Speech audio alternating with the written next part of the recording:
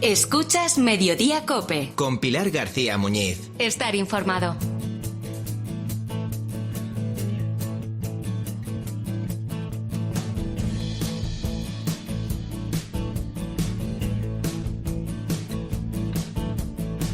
Fíjate, más del 60% de la población porta una bacteria en su interior. La mayoría además no lo sabe y en casi todos los casos es muy complicado deshacerse de ella. Seguramente hayas escuchado hablar de ella. Te hablo de la infección por Helicobacter pylori, una de las infecciones más habituales que padecemos los seres humanos.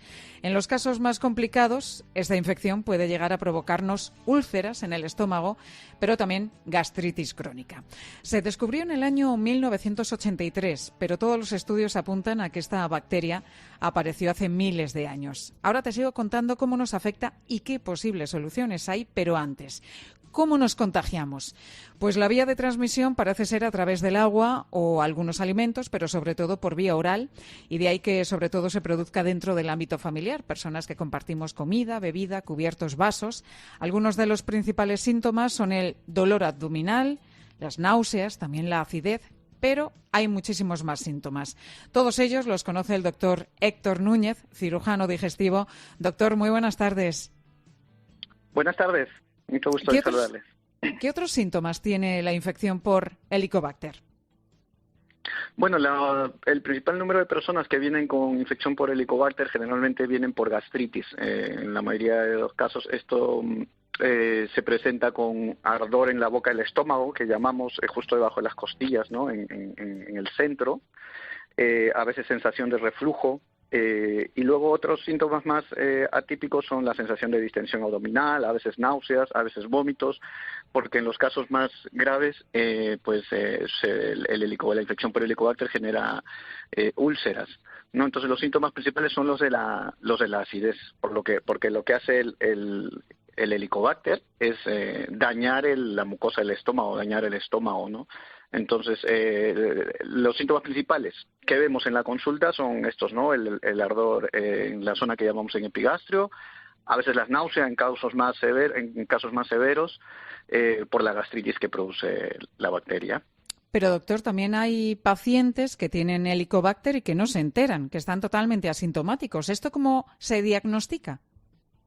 Sí, de hecho, la mayoría de pacientes, de personas, y yo lo comento siempre en consulta, les digo, si aquí en las 10 personas que están en la sala de espera, si hiciéramos un test de Helicobacter, como ya lo dijiste, casi 6 o 7 van a tener Helicobacter. De hecho, la mayoría de personas con Helicobacter no tiene síntomas.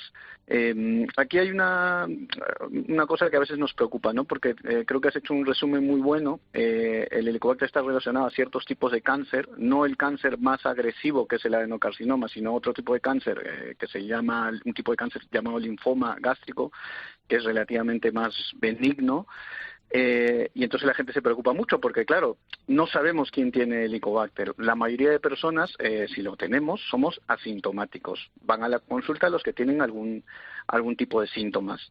Entonces, cuando diagnosticamos a una persona que tiene su pareja y me pregunta, ¿debemos hacer estudio a la pareja? Ahí hay cierta controversia en cuanto a los médicos, porque como existe tanta infección y sí que hay una relación comprobada con el desarrollo de ciertos tumores de cáncer, de cierto tipo de tumores en el estómago, no está claro si se debe hacer screening, porque habría que hacer un screening mundial, ¿no? Y no está claro si eso disminuiría la frecuencia, el hallazgo de estos tipos de tumores.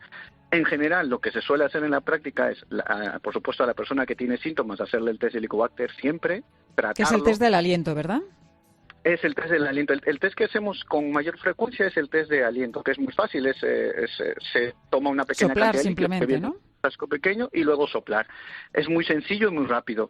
Eso ante la duda se puede hacer. Luego hay un test de heces que también es sencillo porque se deja solamente una muestra de heces para diagnosticar la infección y con eso decidir el tratamiento.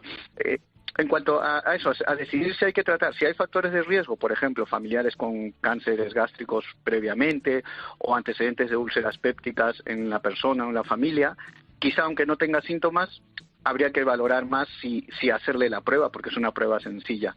Ahora, en general, si no existen factores de riesgo, estos antecedentes o estos antecedentes de úlcera, es más discutible si es necesario hacerla o no. En todo caso, la prueba es muy, muy sencilla y se puede hacer ante la duda, ¿no? Pasa que es como es tan frecuente en la población, es difícil decidir si voy a testar a todos los pacientes que veo en consulta todos los días o solamente a los que tienen síntomas. Entonces, los que tienen síntomas, sí, claramente hay que hacerle la prueba. Los que no tienen síntomas, habría que valorar cada paciente, exactamente, si tiene antecedentes de riesgo o consideramos que tiene algún antecedente que le favorezca en diagnosticarlo. Doctor, ¿y cómo se acaba con esta bacteria? Porque es bastante resistente, es puñetera. Sí, bueno, en la práctica la mayoría de personas, es cierto que para el tratamiento del Helicobacter existen 4 o más esquemas, es decir, existen 4 esquemas principales y luego hay más esquemas. Esto existe pues porque el tratamiento no es efectivo al 100% y en el 100% de las personas.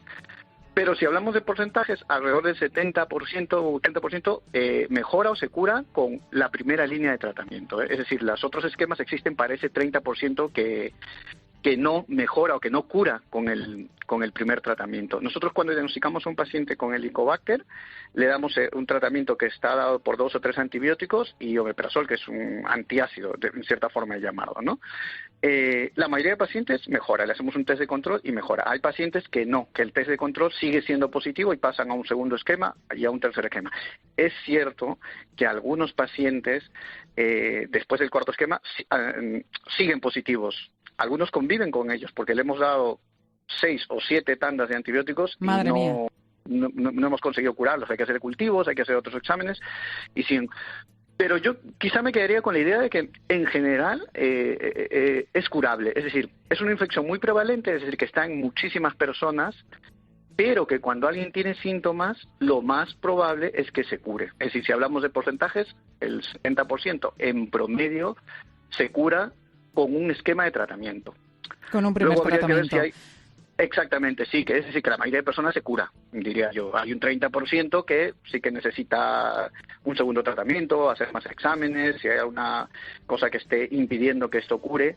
Pero yo diría más bien que hay que diferenciar la prevalencia, es decir, el hecho de que muchas personas lo tengan, de que se defina como una bacteria que sea resistente a muchos tratamientos. En general, la gente mejora, la gente se cura, la mayoría de personas, vamos. Pues doctor Héctor Núñez, cirujano digestivo, gracias por explicarnos un poquito más, por darnos todos estos detalles sobre esta bacteria que, como decíamos, afecta a más del 60% de la población.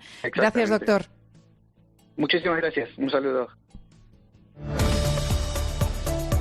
Pilar García Muñiz. Mediodía COPE.